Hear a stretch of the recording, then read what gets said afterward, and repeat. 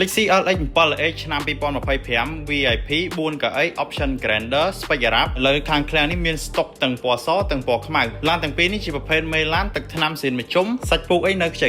ហើយសម្រាប់តម្លៃវិញគឺលក់ក្នុងតម្លៃពិសេសត្រឹមតែ25ជាងតែប៉ុណ្ណោះចំណែក Option គឺធានាជូនពុកម៉ែបងប្អូនគឺ Spec Wrap Full Option ពេញឈ្នន់ក្រមេ Body VIP យ៉ាន់ញឹក22អ៊ីងស៊ីនពីរ៉ាប់ដេបច្ឆេពីចម្ងាយ25 speaker counter digital massage មុខក្រោយ slide counter កាមេរ៉ា360អីគឺមានមួយ complete អញ្ចឹងសម្រាប់បងប្អូនដែលមានតម្រូវការកៅអី VIP បែប business class បែបឯកជនភាពនៅខាងឃ្លាំង717គឺមានស្តុកច្រើនជូនបងប្អូនទាំង700ទាំង600ទាំងពណ៌សទាំងពណ៌ខ្មៅគ្រប់ឆ្នាំមិនថា7កៅអីខាងឃ្លាំងក៏មានដូចគ្នាហើយបើបងប្អូនចង់បានថ្មីខាងឃ្លាំងក៏មាន LX 7AH VIP មួយគ្រឿងក្នុងស្តុកដែរចំណែកតម្លៃគឺហ៊ានធានាជូនបងប្អូនគឺតម្លៃពិសេសជូនឡានទាំងអស់ដែលបានរៀបរាប់ជូនគឺមានក្នុងស្តុកស្រាប់ទិញភ្លាមបានជិះភ្លាមសម្រាប់ព័ត៌មានផ្សេងៗបងប្អូនអាចតាក់ទងមកលេខ3ខ្សែនេះបានសូមអរគុណ